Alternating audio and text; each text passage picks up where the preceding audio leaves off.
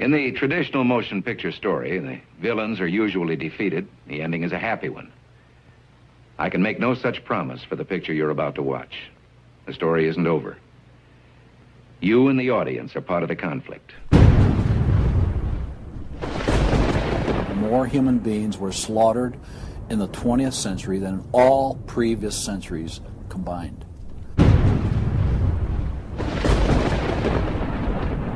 We're talking a congressional record, 135 million dead.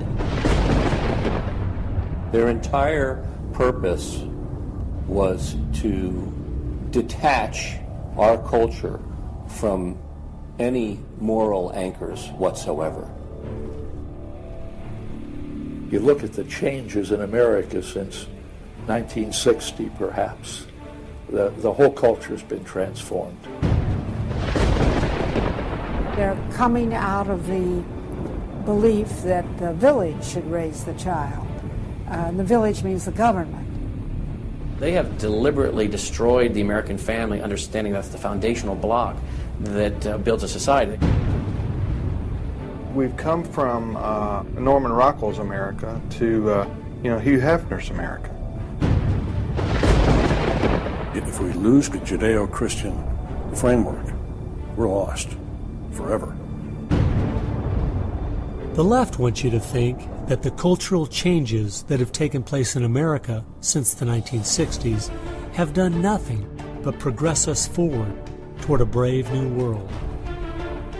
They look at what holds society together, they understand it, but they don't want that. They want change, and they will subvert and rot every good and decent thing we believe in because they have a vision for a new society, and that must mean the replacement of the old society.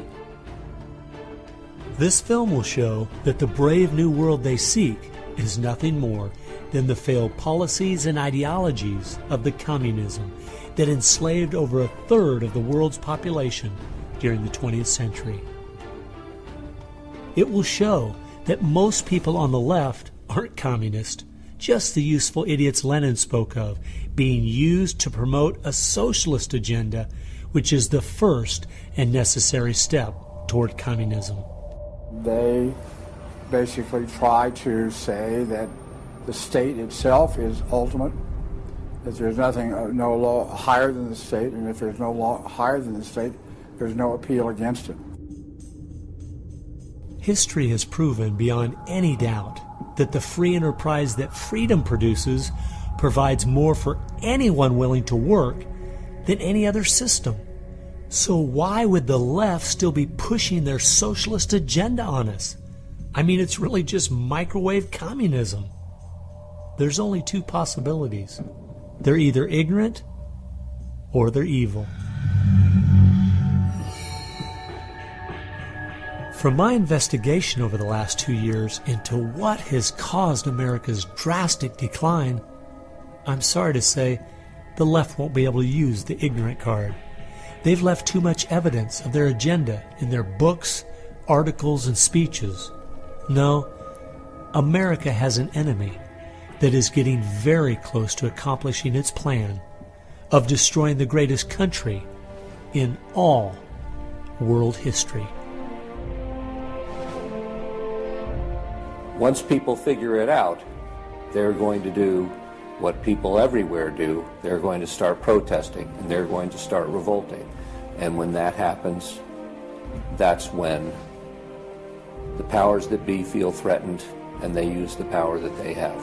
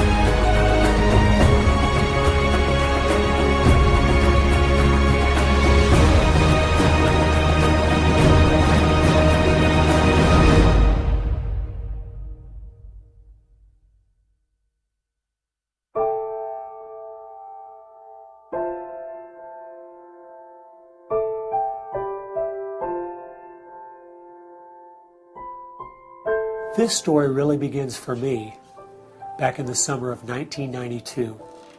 I got a phone call from an older gentleman I knew who was a writer, and he asked me if I'd go attend a meeting for him at the University of California, Berkeley.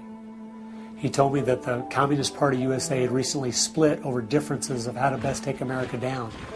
Some were wanting to still work toward a violent revolution, while others were wanting to focus their efforts on using public policy to subvert America from the inside. He was curious what they had to say. I mean, after all, the Berlin Wall had just come down, the Soviet Union had dissolved, and the whole world was saying communism is dead. So why were they meeting, and what were they up to?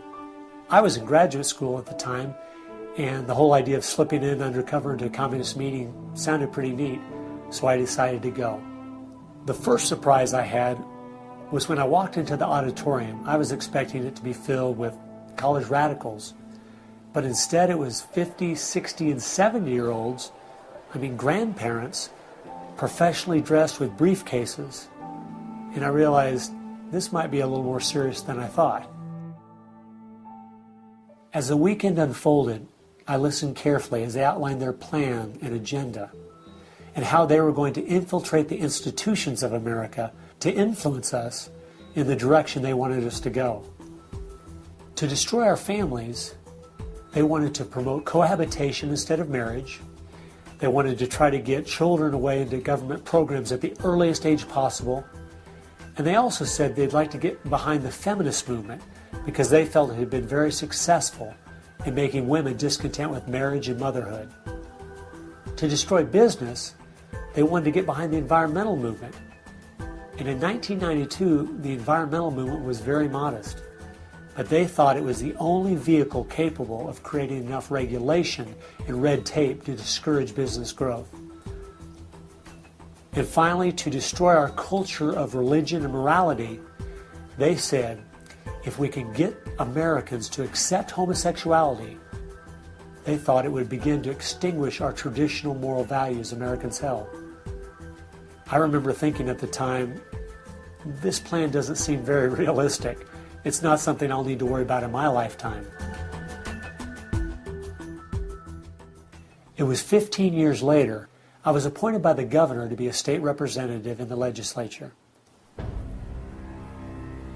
I'd only lived in my district for 2 years, so I thought it'd be a good idea if I wrote a monthly letter to the editor. Each month I wrote on a different topic. In January 2008, as I was contemplating what to write my letter on, I thought back to the meeting in 1992, and I thought of the goals they'd outlined and where America was today, and I couldn't believe how successful they had been. Our families were totally disintegrating. The environmental movement had become the most powerful force for destroying our free markets, and hate crimes legislation was being considered in Washington, D.C. that made it a crime to even say anything against the homosexual movement. I realized people needed to know what was going on. After I wrote this letter, within days, people were protesting at the Capitol. It was the feature story on the evening news. Controversial comments have state legislators buzzing tonight. After a freshman lawmaker alleges the communist agenda has infiltrated mainstream America. It's the big story, live at 6. And over 40 letters to the editor had been printed in response to what I'd said.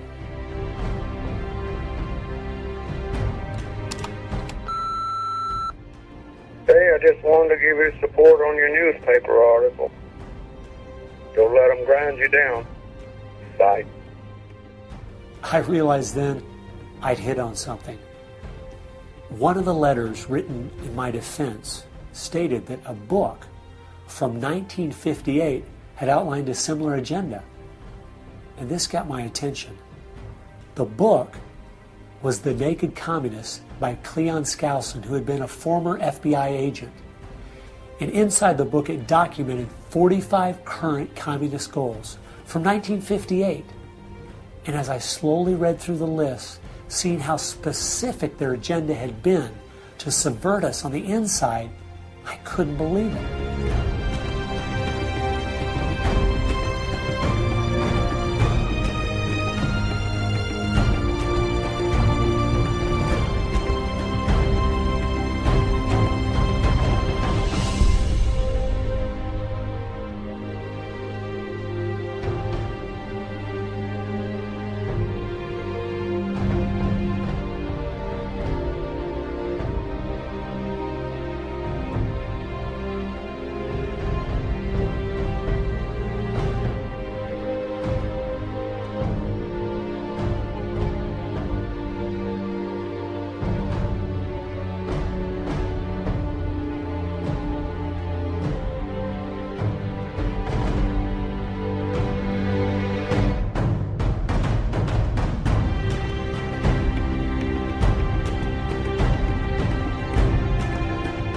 They'd accomplished almost every single one of them, and nobody seemed to be noticing.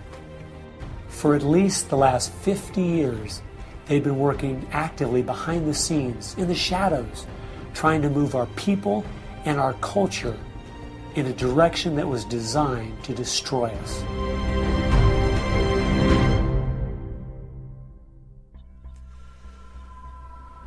Someone needed to find out the truth of what had happened to our country. Could all of these very specific goals have been accomplished by accident? Or was there something there, under the surface, intentionally rotting away America's culture? I decided to go and get the facts from some of my favorite writers and speakers around the country. These are a few of the questions I asked them.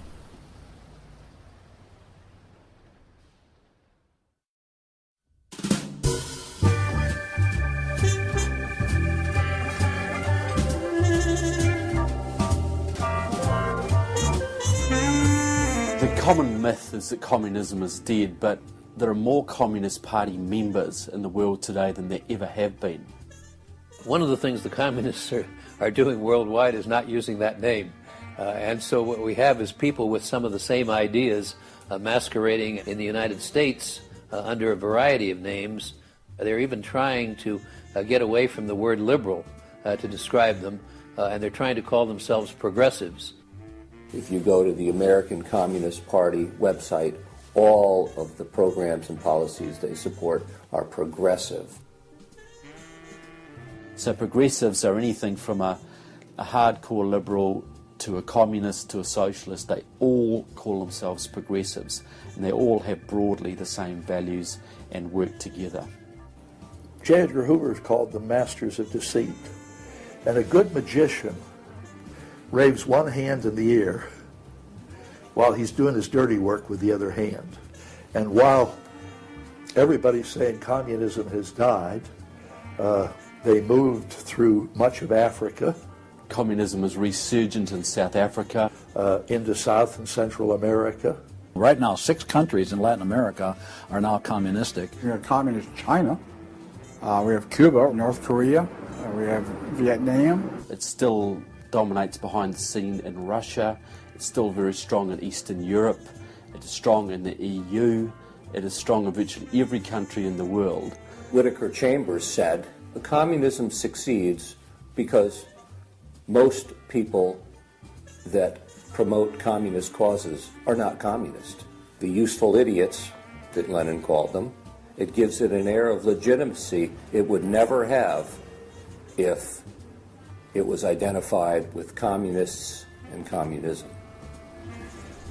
So why has it been so easy for them to get people on the left who aren't communists to push forward their agenda? Once I looked at the political scale, it all started to make sense. On the far left, you have 100% government, and on the far right, zero government. Anarchy is no government and doesn't make sense at all. On the far left, you have socialism, communism, and Nazism. All systems that have a socialist form of government with only slight variances between them. Traditionally, Republicans were slightly to the right of center, and Democrats were slightly to the left. In recent years, though, through the radical influence of the media, Hollywood, and the multitude of Marxist professors in our universities, both parties have slid to the left, with the Democrats going so far they have openly joined hand in hand with the radicals. That's why they all work together. All the groups on the left now have the same goal, a socialist America. I thought we were over communism. I thought, okay, we won that battle. The Berlin Wall came down. Ronald Reagan won the day. We've got to look and see how he fought this, because we're fighting it again on American soil. Not hostilely attacking us like we feared in the Cold War. It is from within. And it has no opposition. None. And that's the frightening thing.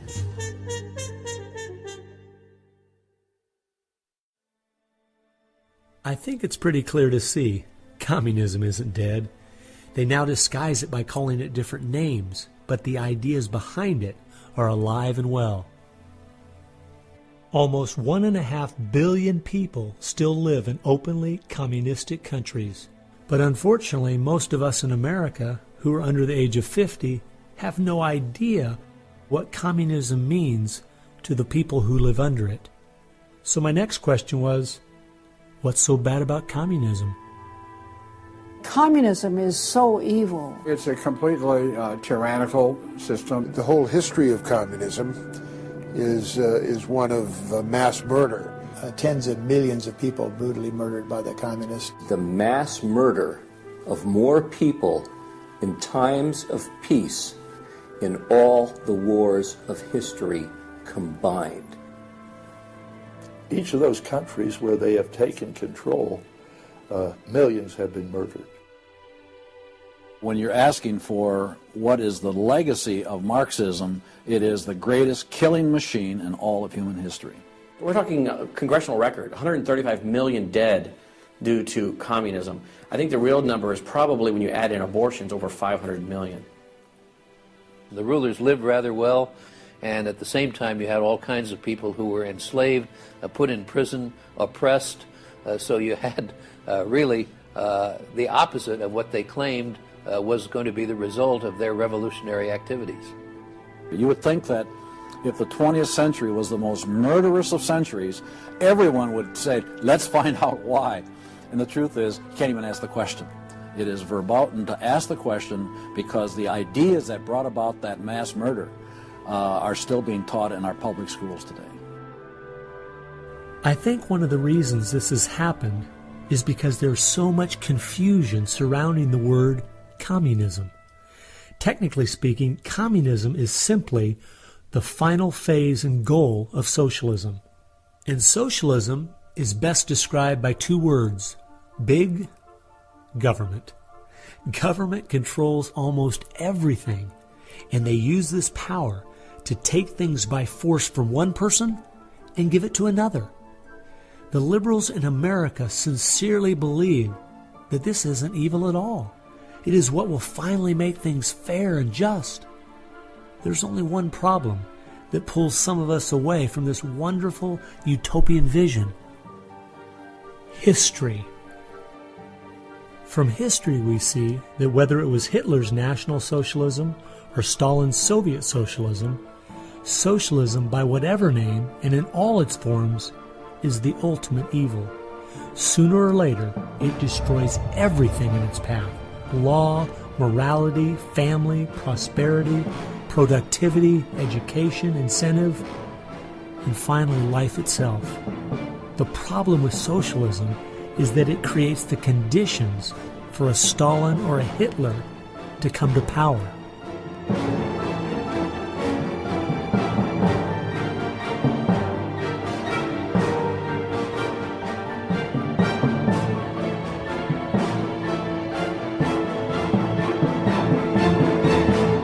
And that's why communism has such relevance today. It's the final destination on the road we're traveling.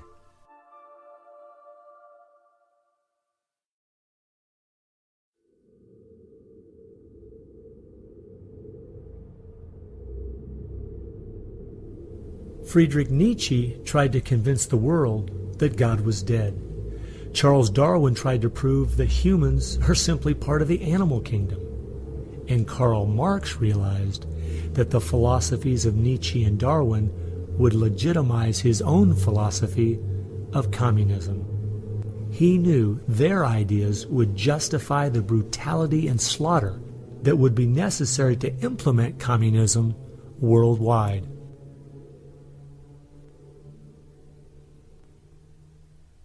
It was in March of 1883, Karl Marx, the father of modern-day communism, died. The assumption that communism would die with him was a logical one, since only 9 people attended his funeral. In October of that same year in London, England, a group was forming called the Fabian Socialist Society. The Fabian Socialists decided that they were going to socialize the world incrementally.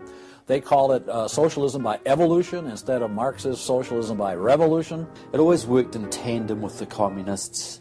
Some Fabians were also communist. There was a bit of interchange of membership. The Fabian socialists are slowly but surely bringing about the socialization of the world. Europe is pretty well done. They are now working in Latin America. Latin America is not just socialistic in many countries. They're all already Marxist. You have hardcore Marxists in Venezuela, in Nicaragua. El Salvador just went communistic, and of course Fidel is sitting right there laughing at this whole thing. And we haven't even figured this thing out yet. We don't even know there's a red plague coming up to meet us. We think that we're just going to watch the cartoons on Saturday morning and everything will be fine. They had a lot to do with bad stuff happening.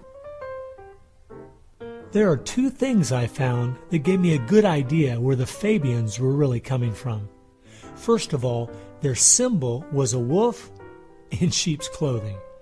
And secondly, George Bernard Shaw, who was a leader in the Fabians for almost 50 years, said, quote, "I am a communist, but not a member of the Communist Party. Stalin is a first-rate Fabian. I am one of the founders of Fabianism, and as such, very friendly to Russia," unquote. Fabians eventually beget the Students for a Democratic Society, which beget the Weather Underground, which beget basically the social changes that have happened in America in the last 40 years.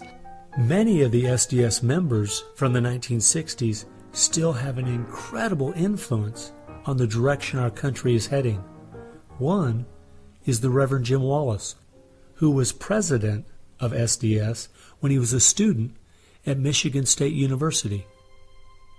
And yet today, he is the spiritual advisor to the President of the United States. They've been friends for many years. They go back to Chicago and the Chicago politics crowd. And during the Vietnam War, he was rooting for the Viet Cong to beat the United States Army. And when they did, he just couldn't believe it. He said it was one of the happiest days in his life. And another leader in the Students for a Democratic Society and founder of the Weather Underground is William Ayers, who has been a longtime friend and neighbor of President Obama. It came out in 2009 that Obama's book, Dreams from My Father, was even written by Ayers. So the influence from the Fabian Socialist Society goes right into the White House.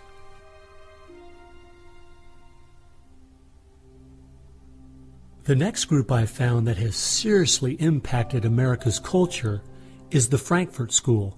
The Frankfurt School was a sort of an outpost in America of European socialism. Willy Munzenberg, with a few other Bolsheviks, founded the Frankfurt School. The two leading members are Herbert Marcuse and Franz Neumann. Franz Neumann was, in fact, a Soviet agent. Their entire purpose was to stand the entire educational system of the West, and the United States in particular, on its head. Bertrand Russell, who worked with the Frankfurt School, said, "By using psychological techniques to teach the children, we will be able to produce, quote, an unshakable conviction that snow is black," unquote. They established a school here. With the help of John Dewey. He helps bring these German intellectuals to America in 1933, drop them down at Princeton, Berkeley, Brandeis, to go after education and media. Included in those goals were the teaching of homosexuality and sexuality to children, the promotion of excessive drinking, and destruction of religion in the United States. That was a big one. And they basically started the social rot. Willy Munzenberg said, "We are going to make the West so corrupt it stinks." I love spending time with my family, July 4th, baseball, and apple pie, and my mind can't even comprehend that there were groups of intellectuals back in the 1930s plotting and planning how they could make America so corrupt it stinks. There are certain lines and certain limits, and the left has always pushed it as hard as they can, as far as they can, and will protect any pornographer, any deviant, any negative cultural form they can find. basically to degrade the culture. And that goes right along with the feminism of today, which was part of the Frankfurt School's desire to destroy a patriarchal society for a matriarchal society. In other words, remove the father as the loving provider, discipliner, discipler, leader of his home, where you instill virtues and integrity and modesty. That's been broken down on purpose because they knew if they could destroy the family, they could destroy a nation. And instead of having a father who leads and disciples and protects the home and provides for the family, the government steps in as a nanny state. The Frankfurt School developed the concept of cultural Marxism. Penetrate the culture, take it over, and then everything else will follow. And of course they did that, and today we've had a complete cultural revolution. As many people in America are familiar with the phrase "make love, not war," that actually came from Herbert Marcuse, who was with the Frankfurt School. So these guys went after education, they went for media, and they've been very successful in changing the entire worldview of Americans through what they call political correctness, but is really cultural Marxism, with the goal being to destroy Christianity, then create chaos, and then move to their ultimate goal, which is from cultural Marxism to traditional Marxism, which is socialism. Most of the strategy to remake America from within started with Antonio Gramsci, who wrote over 2,000 pages back in the 1930s outlining how to take a Judeo-Christian culture down from the inside. The plan he suggested has been the main focus of the left ever since. Antonio Gramsci was a neo-Marxist philosopher. Antonio Gramsci was an Italian communist. Antonio Gramsci is probably the biggest troublemaker in the world. He's probably got more responsibility for our social ills than anybody else on the planet. He knew of the importance of undermining the morals in the character of this country. Because America had a strong Christian heritage, you had to attack the culture. You had to change the culture. Even to pornography, into areas that most people normally wouldn't accept. He said that we're going to destroy the West by destroying its culture. We're going to infiltrate and we're going to turn their music, their art, and their literature against them. That means that you penetrate the universities, you write the books, the novels, the poetry, the music, the book reviews. And once you control the culture, then you can sort of shape the thought of rising generations. He differed with Marx. Instead of, for example, destroying the church and the other basic institutions, he said infiltrate them and use them to change the culture. What Gramsci had to say was that this is the way that government is perpetuated and society is perpetuated is through these churches, because they set the standards, they set the framework of the way people live, of rules, how a family should be structured. He didn't want a revolution on the streets that would be overturned by the police the next day. He wanted to change society over the long term so that we'd have a revolution without us even realizing it, basically. And the communists have been very effective in promoting their ideology in Hollywood, in the mass media. And I think he was quite right. I think that's exactly what has happened. I think that's the way it's worked. I think it's working that way now. And that's where a lot of these people come from. And that's been the big success story of communism in the last 50 years. It's the professors, it's the educationalists, it's the journalists. They are the shock troops, the Gramscian shock troops of the future. And one of Gramsci's all-star disciples, Saul Alinsky, became one of the most influential radicals of the 1960s. Well, Saul Alinsky was a prominent radical in 1930 Chicago. He worked closely with the Communist Party. He used to go down and train at the rifle range with Leon Dupre, who was later a mentor of Barack Obama. And they used to train to shoot because they knew the revolution was just around the corner. But that didn't come, so he got a bit more subtle. Well, Saul Alinsky called for a community organizer to stir things up, to create agitation. In fact, he said, you'll be accused of being an agitator, and that's exactly what you are. He wanted the haves and have-nots fighting with each other. It wasn't until I was watching an old film from World War II that I realized what the left has been doing in America to pit the poor against the rich, blacks against whites, and the young against the old, is the same tactic Hitler used to disunify Germany. You see, they knew that they were not strong enough to conquer a unified country. So they split Germany into small groups. They used prejudice as a practical weapon to cripple the nation. Remember that when you hear this kind of talk. Somebody is going to get something out of it, and it isn't going to be you. And they use the conflict as justification for more government to stop the chaos. So they create the chaos, and then they step in as a solution to the chaos. And as Francis Schaeffer said, once this chaos comes, most people will willingly give over to an authoritarianism because they don't want the chaos. His book was kind of the field manual, if you will, for these activist organizations. Which President Obama studied and taught at a workshop for 4 years in Chicago as a community organizer for ACORN. As I was reading through Rules for Radicals to see where he was coming from, I just happened to take a look at the dedication in the front of the book. And this is what I saw.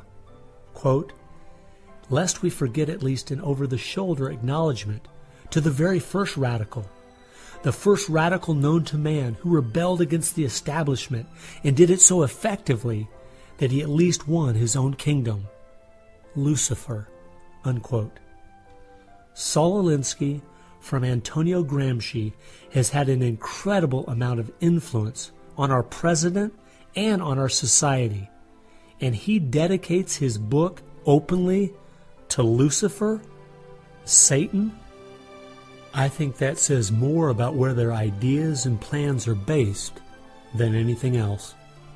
You asked what Saul Alinsky's impact is on the leftist movement today, and it basically defines it. It defines it. Saul Alinsky took the best of Gramsci and the best of the Fabian socialist ideas, combined, repackaged, and sold them to the 60s radicals. After studying Alinsky, Richard Cloward and his wife, Frances Fox Piven, came up with what is today known as the Cloward-Piven strategy.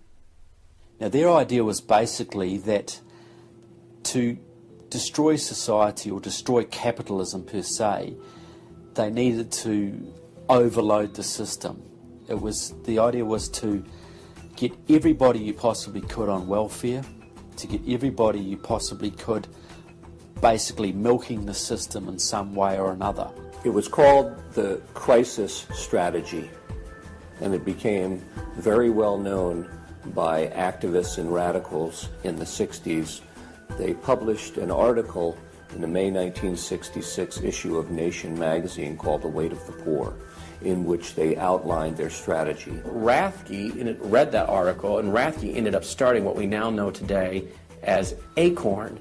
And of course, Cloward and Piven had been studying Saul Alinsky. So Antonio Gramsci gives us Saul Alinsky. Saul Alinsky gives us the Cloward-Piven strategy, this husband and wife that said, hey, let's collapse the American economy by implementing so many entitlements, so much of a welfare state at collapse. Rathke studied the Cloward-Piven strategy. He starts ACORN. And of course, ACORN gave us Obama. And to show what a small world it is, Wade Rathke, who started ACORN, was the draft resistance organizer for SDS, the group the Fabians started. They've used that strategy ever since to expand voting rolls, to expand welfare rolls wherever they can, basically just to overload the system, to increase the tax burden on the middle class, and basically bring capitalism one step closer to destruction. I guess we shouldn't be surprised that we still have open borders, that so many people are dependent on the government, and that the left keeps pushing these programs when all they've done is tear apart the black families in America and create generational cycles of poverty. The last group that has worked alongside the Fabians and the Frankfurt School using Gramsci's approach is the Communist Party USA. Probably the most important book on this subject is called Towards Soviet America by William Z. Foster. William Z. Foster was the head of the Communist Party himself. He ran for the President of the United States in 1932, but in the book Towards Soviet America, he literally lays out chapter by chapter by chapter what is entailed to bring about a USSA, not just a USSR. Two of the movements they started in America have played a significant role in tearing apart our families, in breaking down our morality.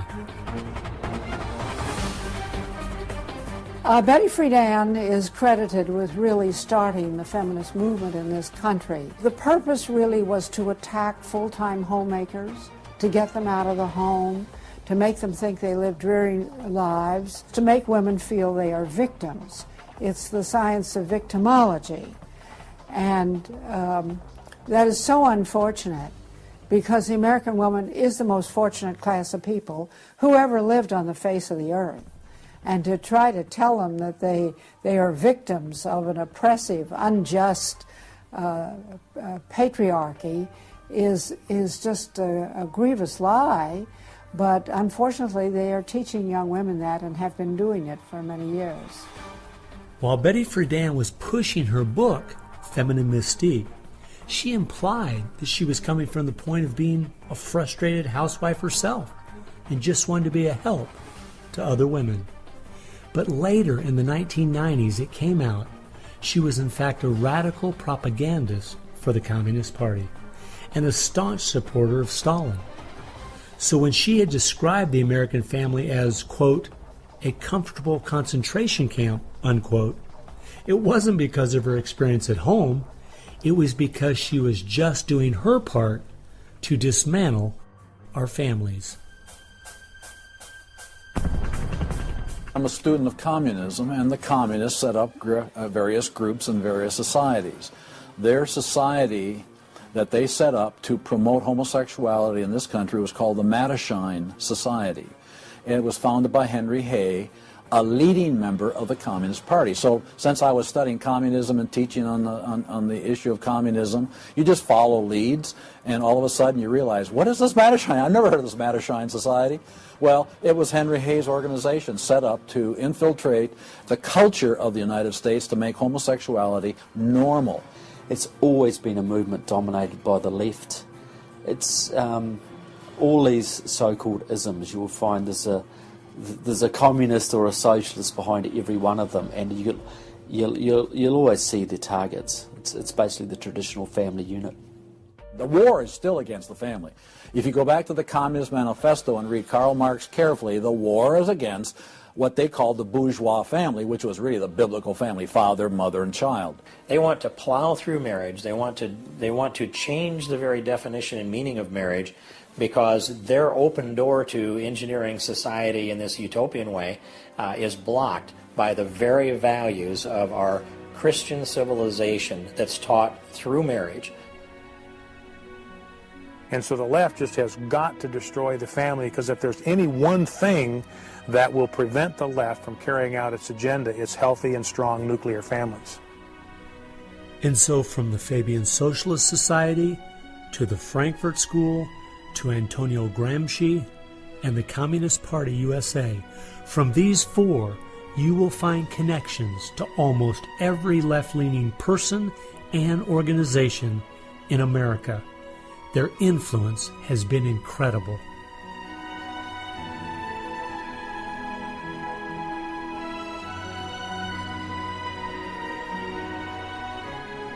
It was in the 1960s all the groups on the left seemed to realize Antonio Gramsci was right. In a Judeo-Christian society, you will never be able to persuade people to rise up in a Marxist revolution and start killing each other off. The only way to take the culture down is through penetrating the institutions of influence to change the people from within.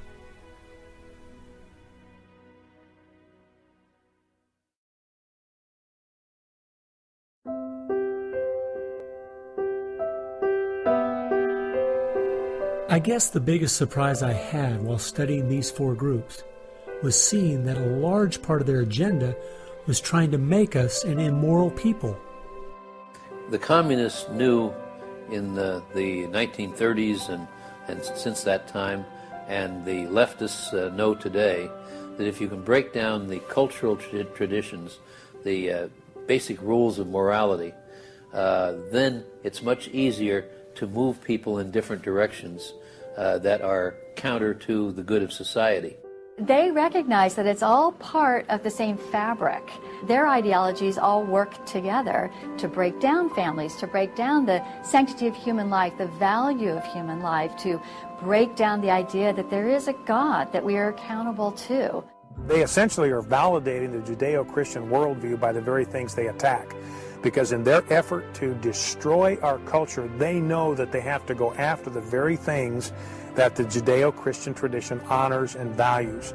Morality, belief in God, faith, the importance of family, the sanctity of life, the sanctity of marriage. It's amazing our enemies could see our morality was our greatest strength, and yet so many Americans don't seem to get it. Morality is simply having the character to do what you should do instead of what you have the freedom to do. And that's the only way freedom works. A people cannot be given freedom without morality, or they will self-destruct. And that's what we see happening in America today. The bottom line is freedom and free enterprise are simply fruit on the tree of morality. Our founding fathers clearly understood this principle, and so do our enemies.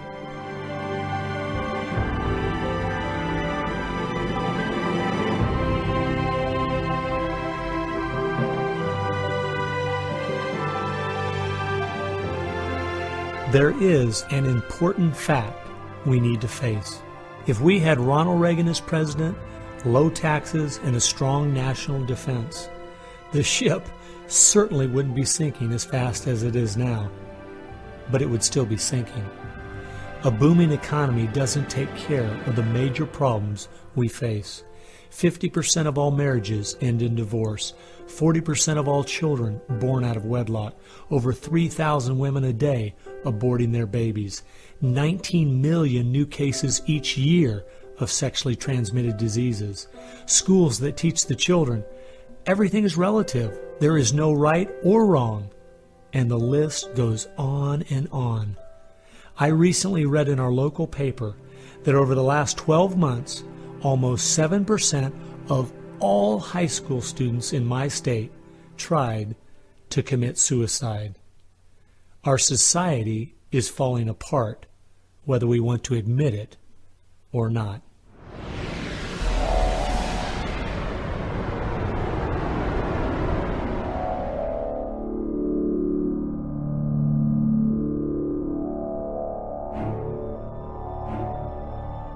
Karl Marx had the insight to see that dethroning God and destroying capitalism went hand in hand. As you attempt to dethrone God by erasing the morality in a society and destroying his institutions, the family and the church, you are destroying capitalism. Because as the families fall apart and the church loses its influence, society starts to crumble. And then government has to expand to pick up the pieces. The question, as Whittaker Chambers put it, was God or man? God or man? Karl Marx was an atheist. Marx's philosophy was that people existed for the benefit of the state. What Marxism did and does, and all the other isms of the modern era, is to try to dethrone God by deifying man.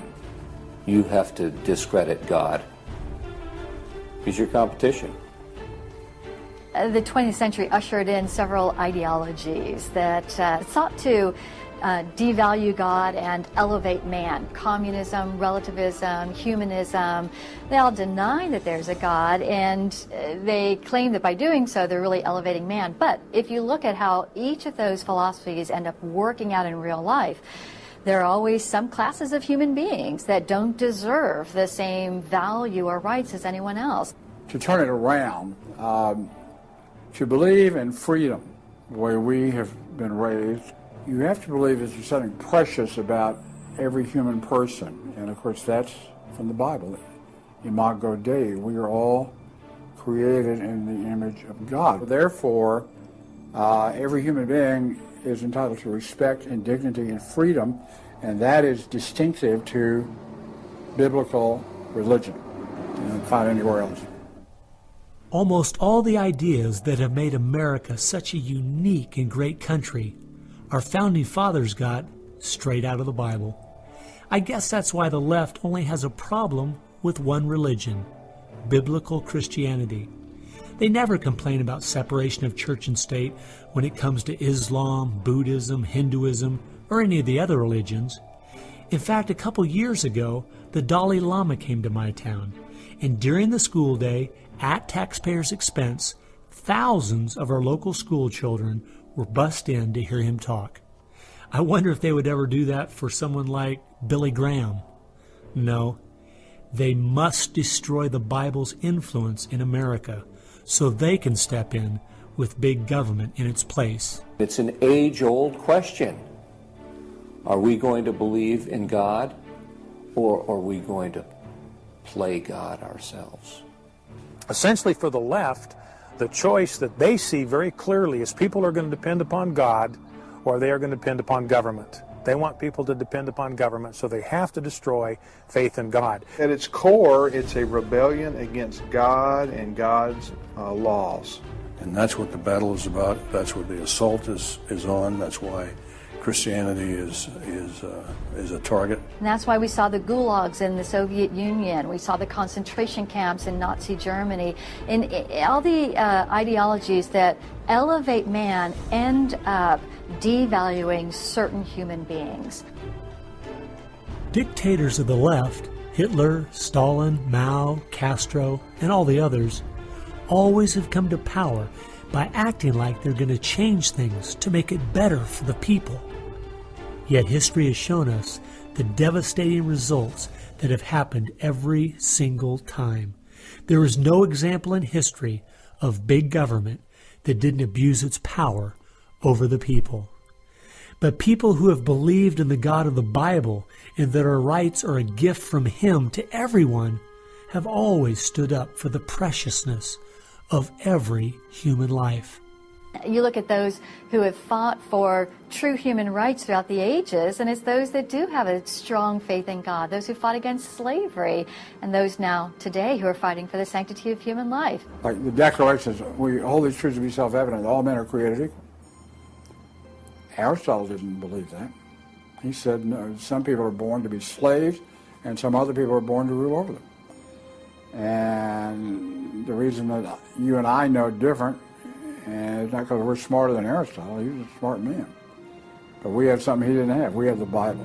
And so, therefore, that's where we get these ideas. And from pagan antiquity or neo-paganism or all the modernisms, you get the opposite. After studying this topic for the last 2 years and reading literally hundreds of their books and articles and speeches, I've come to the conclusion, whether the left knows it or not, their plans and goals can all be summed up very simply. They are at war with God. A people that are moral and believe their rights come from God would not only never want what they're selling, but would also never need it. And they know that.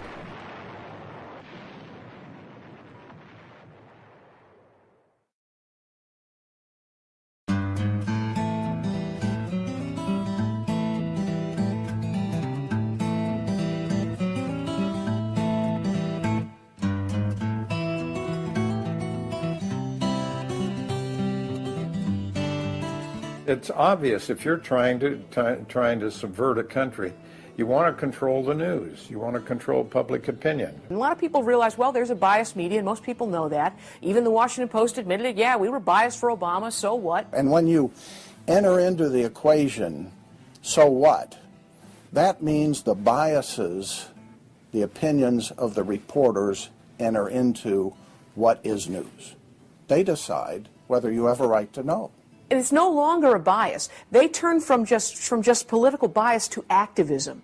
They go to the places that influence, or I should say, where they can have leverage.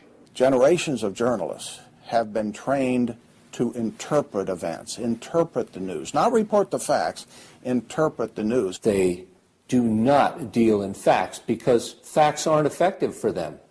They have very few facts on their side. They've gone into and penetrated these major areas to where they can influence it in the direction they want to go. We've seen a massive shift away from old-fashioned objective news reporting to what he called interpretive reporting, what others call advocacy journalism. And it's advocacy for a cause. And as a result, we have a news media in the United States that is extremely liberal at the present time. Which was a major, major goal, to control not merely the newsprint, but the television media and Hollywood. Stalin said himself, if I could control Hollywood, I could rule the world.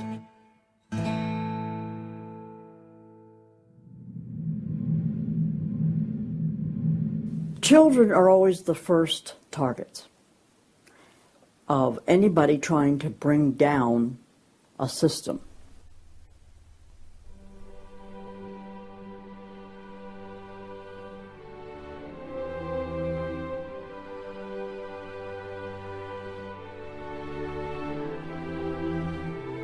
John Dewey is believed to be the most influential man in the whole area of public education. He went to Russia in 1928 to help study the Karl Marx way of education and bring it back to America. Dewey was an atheist. He was a socialist, a humanist. He was part of the Socialist Society in America, helped found that. What he believed in was that education should socialize the child to make him a willing tool of the state. It might be surprising to some that the man who is still idolized as the father of public education in America is the very man who did everything in his power to dumb down our children so that they would willingly accept his vision of a socialist America. It started with Dewey in the early 1900s. It expanded, really expanded since the 1960s. The hard left gets control of the teachers' unions and the training colleges. If you've got those two institutions, you can pretty much dictate all educational policy. The people who were demonstrating against our country and against our government in the 1960s have now become tenured professors in the universities. So they're the ones who are writing the textbooks, teaching the teachers, running the teachers' colleges. And it's self-perpetuating, because once you have the universities, then you train more cadres and more and more and more. And they discovered that they could do more to remake our country by going into the schools than they could by throwing bombs. I believe the average patriotic American underestimates the importance and influence education has on their children. That's how the large majority we had in 1980 to elect Ronald Reagan in a landslide has been lost. It's not because the other side has had lots of children. No, they're aborting theirs. But instead they're capturing ours through the propaganda they teach them, 7 hours a day for 13 years, and even longer if they attend college. We are losing most of our children to the other side because of the anti-American, anti-God, and anti-free enterprise rhetoric they are filled with in the government schools. Government schools are not teaching basic reasoning processes. They're not teaching logic. They're not teaching actual data of history and science and mathematics. And if your education is rather limited, then you're inclined to believe that government can be the solution to your problems. When you look at the desks in the schoolroom, you'll find 4 together, or maybe a table, they sit around a table. Independent desks are very rare in most classrooms because they don't want to promote the self-sufficiency, independence mindset. You go back to William Z. Foster in his book, Towards Soviet America, you will see how he has a whole chapter there on how we have to supplant education in this country and ultimately force every student to attend public school. That's the other thing. I hope the homeschoolers catch on to this. The homeschoolers and the Christian day school movement are going to have some very rough times ahead of them because the public school crowd cannot afford to have any competition. And they're being given plenty of competition by the homeschoolers right now. You see the effects of that lowered educational standards. There's no more studying of the classics or studying of the civics or how the US Constitution was formed. It's all progressive education. It's all based on the identity politics, the isms, the current trend, the isms, environmentalism, racism. They're training them for the collective, and a collective mindset and a dependency mindset. And it seems that they, again, want to have people be uneducated, so then they do become wards of the state. They're dependent on the government to provide everything for them. It's under 10% of kids believe that there is an absolute right and an absolute wrong. And why are we surprised? We've sent our kids into this government system that indoctrinates them, that teaches them about tolerance and diversity and multiculturalism, and not about reading, writing, and arithmetic, not about what our founding fathers had to say. It's consequences. Few would argue that the education the children are receiving in the public schools is pathetic at best. But with the amount of tax dollars we spend each year, over twice as much as it would cost to send the students to private school, why do we allow this to continue? The group that my investigation led me to, that seems dedicated to making sure the children don't get a good education, was a real shocker. The schools are pretty much controlled by the Teachers Union, the National Education Association. If you look at their platform and goals, you would think they were a socialist or almost communistic organization.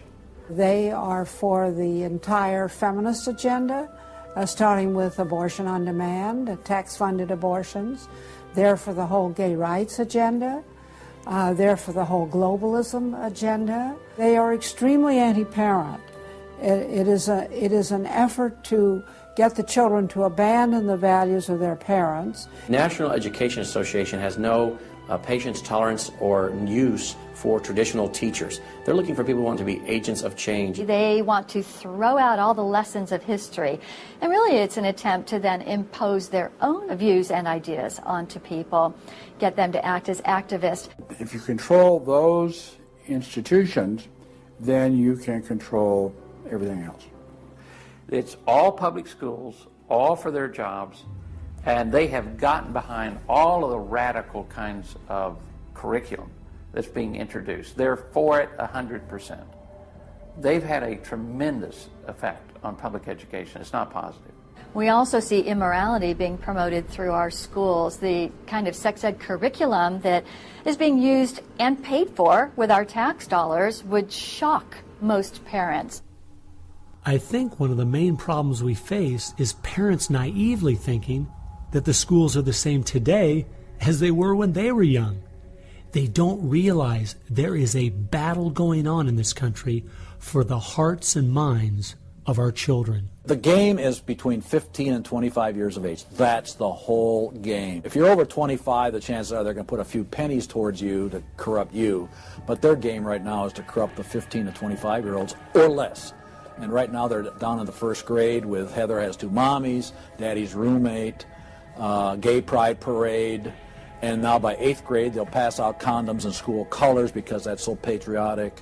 And it's perfectly obvious that you get a hold of the child early, you can change his values away from his parents' values and get him to follow you. And they're very open about saying that. The National Education Association has passed resolutions saying they want children from birth. Isn't that interesting? The Communist Manifesto also thought the state should take control of children at birth.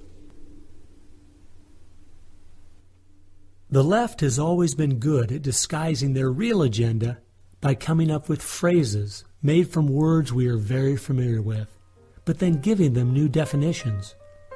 Social justice is the current phrase of choice and is being used to teach children the failed Marxist ideas of yesteryear are what they should strive for today. We see social justice curriculum today, which is the buzzword for communism, socialism, Marxism, which Bill Ayers is teaching. It's in many of our colleges, and the social justice curriculum is being taught in high schools all over the nation. Justice is good. If you then start calling it something blank justice, then you're modifying it.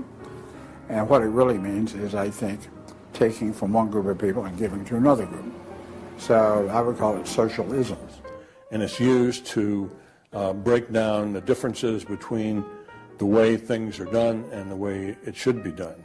So when they're teaching social justice in the schools, they're not talking about free enterprise and capitalism and individual self-responsibility, all the things that made America great. They're talking about the things that made Europe and the Soviet Union and China so bad.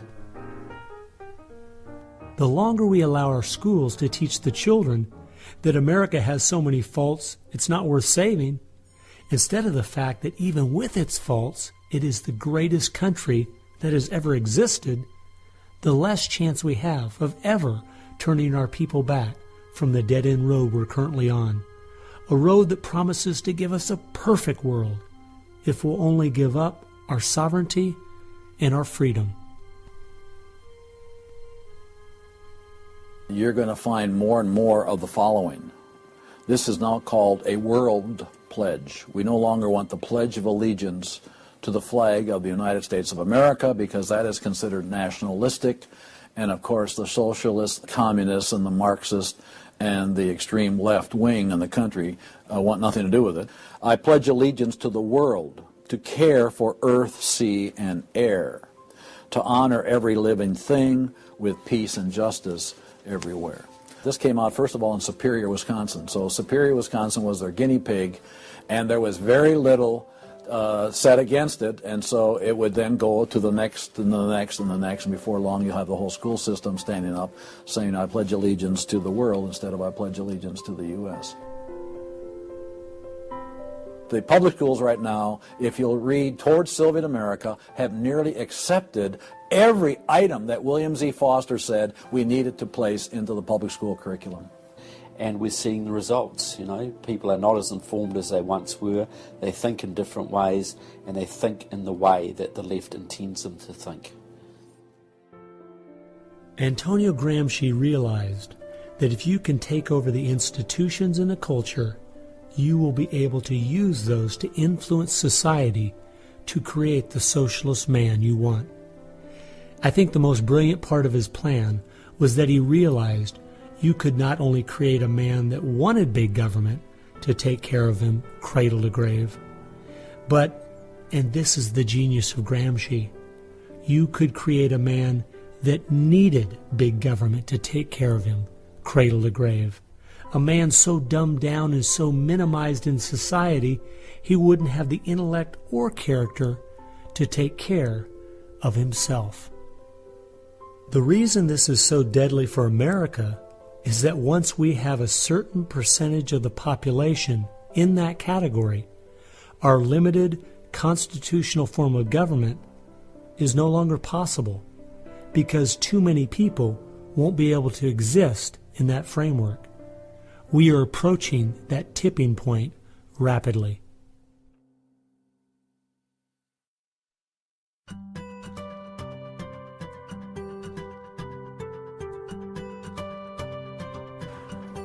If you can persuade people that government should be in control of the distribution and use of energy, you can persuade them, or rather, you have persuaded them of the necessary and sufficient condition for government control of the most intimate aspects of our lives.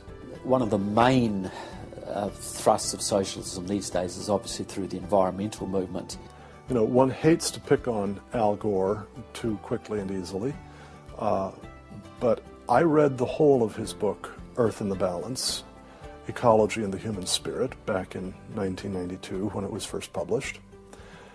And if you know anything about the history of political philosophy, you read the last chapter in that called A Global Marshall Plan, and you understand that there is no way to implement what Al Gore was calling for in 1992 in that book except by means of totalitarian world government. Patrick Moore, who was a co-founder of Greenpeace, and he was a very dedicated environmentalist, quit Greenpeace when he realized that it had been captured by radical leftists who were intent on using the environmental movement as a vehicle to destroy capitalism. How many factories work when there's a power outage? None. You want to hurt business, you want to drive down industrial production, you just drive up the prices of energy, you just diminish its availability, and the easiest way to do that is to make people scared to death of the cheapest forms of energy, which are fossil fuels, oil, coal, natural gas, and nuclear energy. They had already made people afraid of nuclear because of irrational fears of nuclear reactor meltdowns, which were physically impossible anyway. But then they had to figure out a way to make them afraid of fossil fuels. Well, the way to do that was to say they're going to cause catastrophic global warming. So I used to think this was just one great big distraction. If they want to put their energies toward the environment, but now I see that this is now being turned around and used as a tool to further a socialist agenda. Charles Rubin, a political scientist who wrote the book The Green Crusade, has told this story extremely well. Environment comes from a French word meaning surroundings. Well, now, what is surroundings? Everything around you, right? And so, as Rubin points out, environmentalism is literally everythingism. And so, if you were a socialist committed ideologically to the notion of government having control of everything about our lives, and you saw that you were losing the contest in terms of the creation of wealth and its distribution to capitalism, you had to find some other basis on which to promote your vision of government and to pursue its implementation. Environmentalism, or everythingism, was the perfect card. In December of 2009, when the ClimateGate scandal broke open and it became public that even the leaders of the movement knew the whole global warming idea was a farce, it wasn't them just having bad data, we as Americans knew once and for all that this movement was simply part of their agenda. It's my guess that regardless of the evidence that comes out against them, they will not let this tool they have waited the last 100 years for go to waste. A tool that gives them the absolute power and control they want, but allows them to get it under the guise of saving the planet.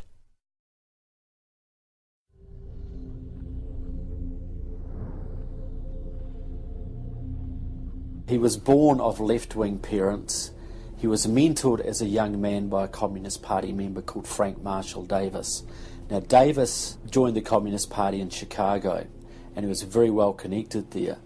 So young Obama eventually wound up in Chicago, and he started working with the very same people that had been working with his friend Frank Marshall Davis. All of his associations have been with people that are way left of center, hardcore left. And he's doing nothing more than what is predictable based upon that background. The nicest word for his agenda is the socialist agenda, and we could go on down the line of the other descriptors of the types of an economy and a society that he's building. It's all the things that Gramsci wanted to use for social change. Yeah, he's the epitome of the movement. If you think there's no way that so few could be so effective, consider this. When the Communist Party USA split in 1992, the group that formed was the Committees of Correspondence, and it was their meeting I attended that summer at Berkeley. As I started researching that group, I saw that many of the same people who started or have worked with the Committees of Correspondence and its sister organizations were the same people who were involved with President Obama's campaign and administration. I found file after file on Trevor Loudon's website documenting with footnotes and photographs these connections. The radical left has been so successful they have persuaded the American people to put one of their own in the White House. Socialism and Marxism go together like Mary and Mary's little lamb. The general populace knows very little about what what the socialists are up to. If you're going to find socialism, you're going to find the hardcore communists right behind it. One of the main avenues has been through what they call the Congressional Progressive Caucus. 20% of the US Congress are members of this organisation. They have chairmanships of most of the major House committees and are easily the single most powerful bloc in the US Congress. And virtually all of them are tied to either Democratic Socialists of America, the Communist Party USA, or other radical organisations. We're literally at this very time watching what's transpiring and has been going on from the Fabian socialist point of view from 1883 to the present. So these guys don't give up. And they're going at a breakneck speed because they know they've got an opportunity now to change America in a way that can never be changed back. And they're going for broke. The Bolsheviks, they're just waiting in the woods and they're just smiling like you can't believe. You just read the Communist Party USA blog and they just can't believe their good fortune. Every time they turn around, they just can't believe this is happening. They're like me. I'm a Christian conservative and I can't believe they've been so successful in doing this. The left has started multitudes of foundations and nonprofit organizations, many of which are using our tax dollars to grind America down.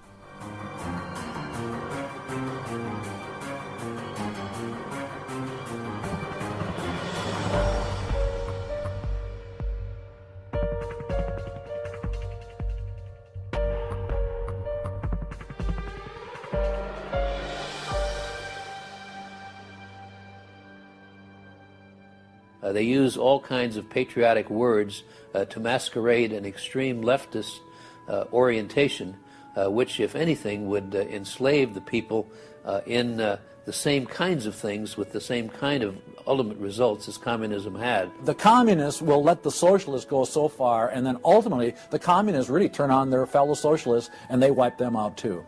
And their attitude, I think, is really probably pretty close. They figure, look, if these socialists betrayed their own country, the chances are, once we get in power, they'll betray us too. So they'll figure, let's just rub them out right now. And at a given point, you'll see in the history of communism that they've been very effective in rubbing out their fellow socialists who brought about their socialism before the Bolsheviks and the hardcore communists with a capital C took them over. One thing we do really have to recognize is this is a domestic enemy. This is not just people with different ideas. These are not just nice folks who have funny, silly ideas that they will eventually figure out are just not very mature.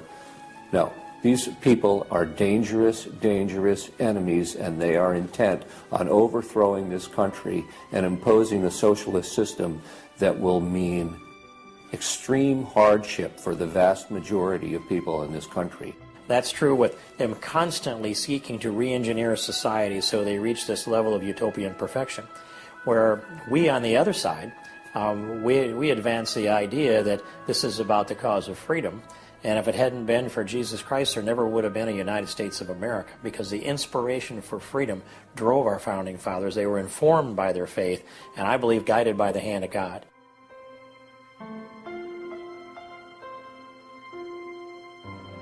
No. No. Perhaps treacherously close. It is never over until it's over. When the fat lady sings, isn't that the slogan? And when the fat lady sings, it's over.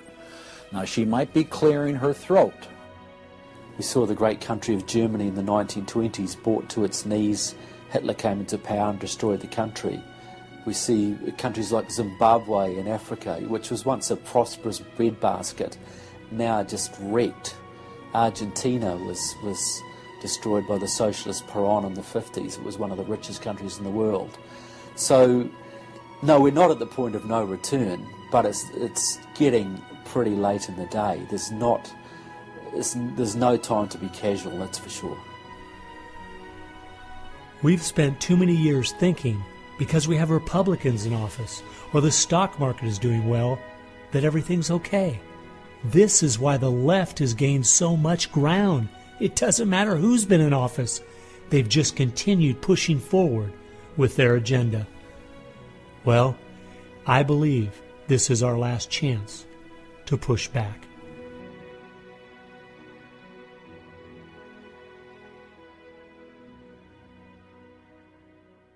If people are looking for something to do, we have our work cut out for us. I believe one of the things that we can do that will have a profound impact in changing America is praying. Well, as soon as we get off our knees, we need to get on our feet. Become educated about what's going on in the country. Spend time reading, understand their philosophy and their goals. They have to master this documentary. They have to go over it a dozen times. It might be having a monthly movie night with family and friends, watching one of the many great documentaries out there about what is going on in our country. One of the things that I think people in the United States who believe in our country, believe in our values, can do, quite frankly, is stand up for those values, to make their views known. And there's times that you got to speak up, and you've got to call things what they are.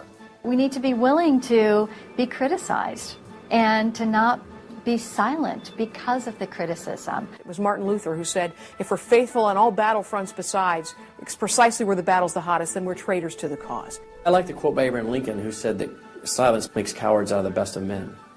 And we got a lot of people that need to be speaking up right now. We have an obligation to speak the truth about the policies that are taking us 180 degrees from God's will. Expand within your church. Expand within the people you have contact. Bring them up to speed and knowledge on what's going on. We need to organize those around us by simply mobilizing the unique groups of people we are in contact with and being their source of information. We can have an extraordinary effect. Lenin said that the organized minority will beat the disorganized majority every time. Why should we be buying products from companies that are going to fund organizations that attack our values? They need to be really smart in using the mass media. They might want to blog. Using the power of YouTube and that sort of thing to educate as many people as possible. A good YouTube video can reach millions of people. And if Susan Boyle can do it, why can't we?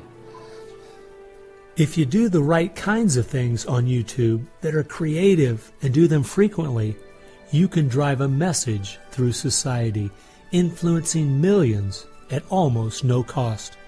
We need to be the people who graciously but consistently make contact. And express to those folks we elected what we want them to do, and what we believe in, what we think is right. And if they don't follow those things, then we need to make efforts to get them out and get other people in that will. Pick the good ones and stick to them. Don't waste your time on people who won't stand up for their country.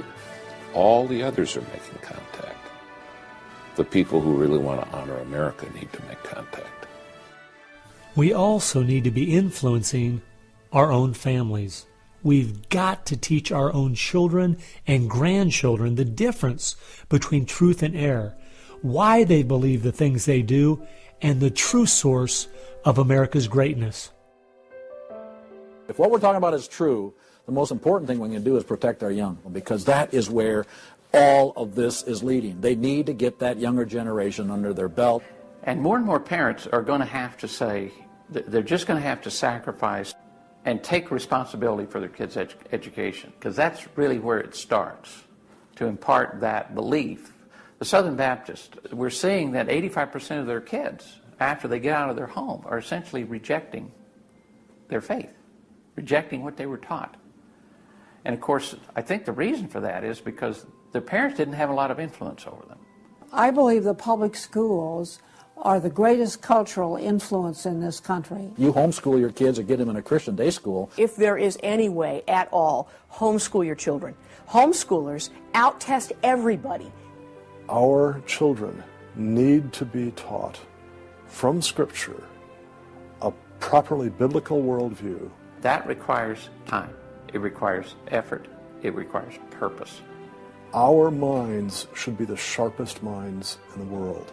We need to work within our family to educate our children on what kind of country they live in and build their faith, and then get involved. The left has been working for decades to push us away from God and His laws, and we need to be willing to sacrifice whatever it takes to turn our country back to Him. Throughout our history as Americans, though, there has always been a great price to be paid for preserving, protecting, and defending this great land. the people who built America paid a great price. The people who went to war for our nation, boy, did they pay a price.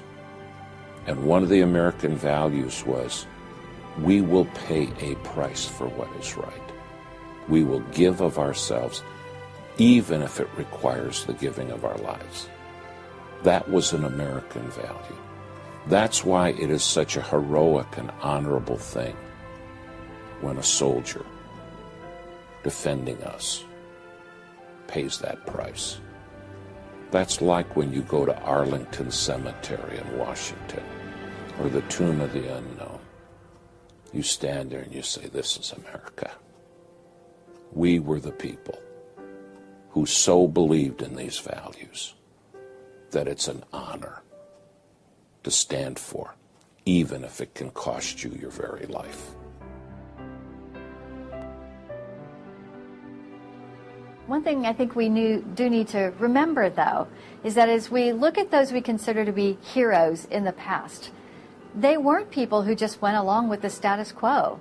They weren't people who were just saying what was accepted at that time in history. They were people who were rising up above the evil that was being committed in their culture at that time. That's why they were heroes, because they weren't like everyone else. Never, ever lose sight of the power of one individual American. They can have an unbelievable magnifying effect just by the very fact they make up their mind to do so. The hope is in this, as Francis Schaeffer said, that as the dull ache of the human soul can no longer be filled with material prosperity, people are going to turn to spiritualism, whether it be pagan spirituality or biblical Christianity. We know, according to the Denver Post, June of 2008, pagan spirituality is doubling in America every 18 months. So we better get out there, because I'll tell you, pagan spirituality and Christianity will both get you to God, but one will get you there as your judge, as your Savior. If we humble ourselves, we fall to our knees, if we seek His face, we pray, and we turn from our wicked ways, then we have a chance for God to hear from heaven, to forgive our sins, and heal our land. And if we are being judged, then we need to use this as an opportunity to show people that this judgment in this life is nothing compared to the judgment that's to come, that's eternal, and really make them understand the importance of fleeing God's wrath by accepting Him, repenting of their sins through faith and repentance. I believe that's the only chance, the only hope we have as a nation. Hope is not found in rhetoric. Hope is found in God, the God of creation. And you know what? Our founders were in covenant with that God. You need a dedicated, informed, praying Christian making things happen and being determined to do so.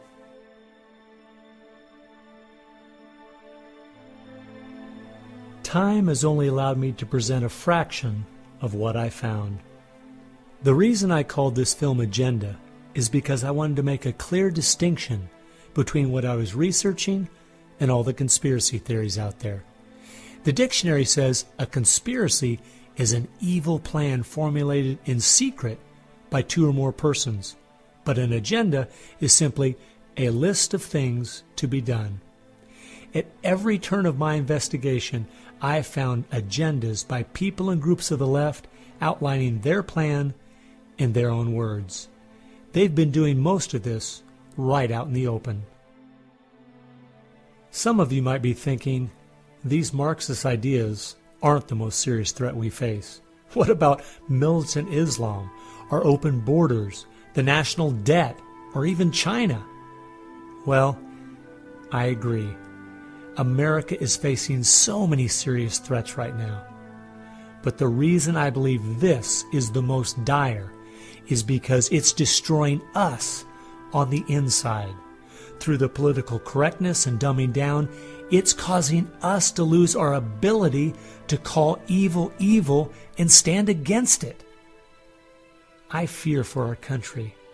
If we go along business as usual, not informed, not aware of what's going on, then the very small minority that have a plan and are great at organizing the uninformed and misguided will make sure their plan is carried out. I hope you realize it won't just be your children and grandchildren that pay the horrific price of living in the society they're trying to create. No, it will be far worse than that. Every time a civilization goes down or a country goes down militarily or economically, somebody else fills the gap. Now, if you look around the world now, it's going to be China, which is massively arming. You've got Russia, which is becoming increasingly belligerent. You've got the radical Islamic world, which works hand in glove with the Russians and the Chinese all the time. You've got a virtually red Latin America. You've got a neutral socialist Europe. So America hasn't got a lot of friends left in the world. Now, that's just not going to affect America. That's going to affect every single remaining country in the free world. Who's going to stand up to China if America doesn't? Who's going to stand up to the Russians? Is Europe going to do it? Australia, New Zealand, Canada?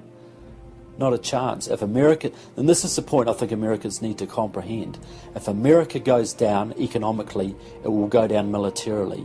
If America goes down militarily, we all go down. The free world is finished, and it will be finished for a very, very long time.